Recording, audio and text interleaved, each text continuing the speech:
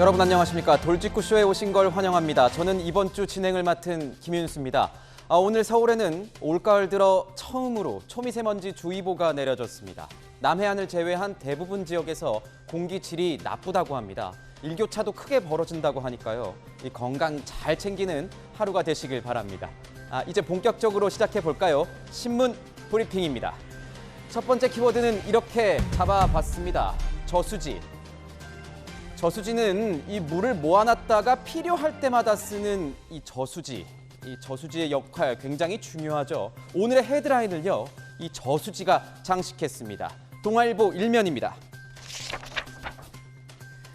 이재명 대표의 최측근인 정진상 정무조정실장이 대장동 수익금을 저수지에 담가놓고 이재명 선거 때 꺼내 쓰자고 했다. 이런 진술을 검찰이 대장동 일당으로부터 확보해서 수사 중인 것으로 알려졌습니다.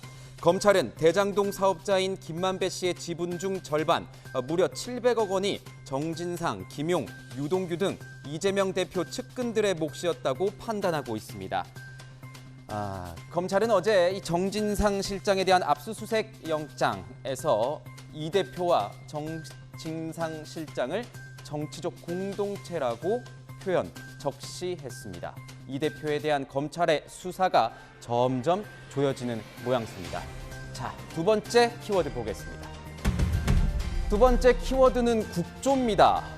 국정조사의 줄임말입니다. 입법, 사법, 행정을 포함하는 모든 국정사안에 대한 의회의 조사 활동을 말합니다.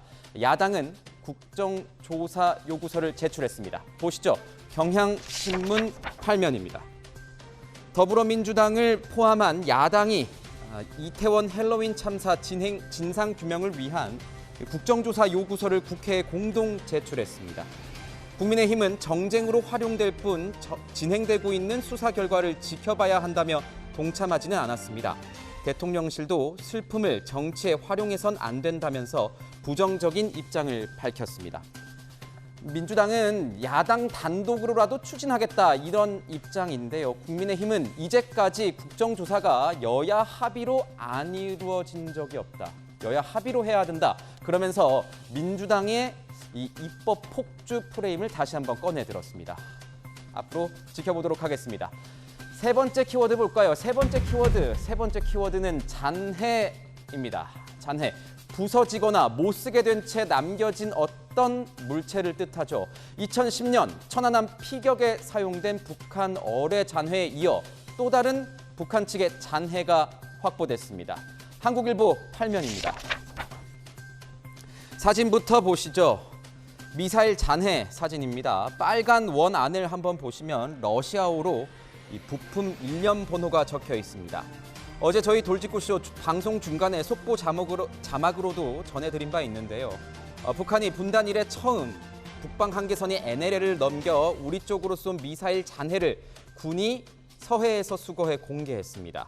60년 전 소련 시절 개발된 이 미사일, 원래는 하늘에 떠 있는 전투기 격추용, 즉 지대공 무기인데 북한은 바다를 향해 쐈습니다. 탐지와 추적에 혼선을 노린 것으로 울릉도를 겨냥한 명백한 도발 의도가 엿보인다. 군은 설명했습니다.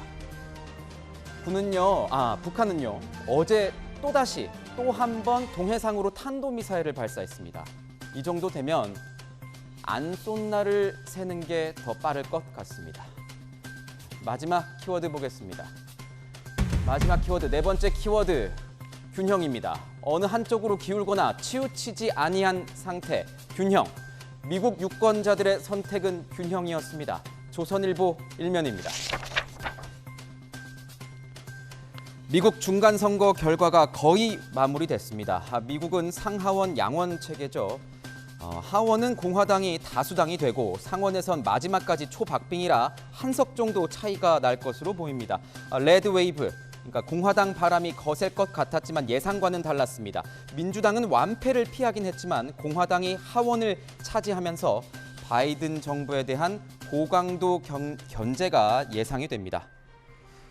바이든 대통령은요, 조금 전 기자회견을 통해서 공화당 동료들과 나는 일할 준비가 되어 있다 이러면서 미소를 띄었습니다.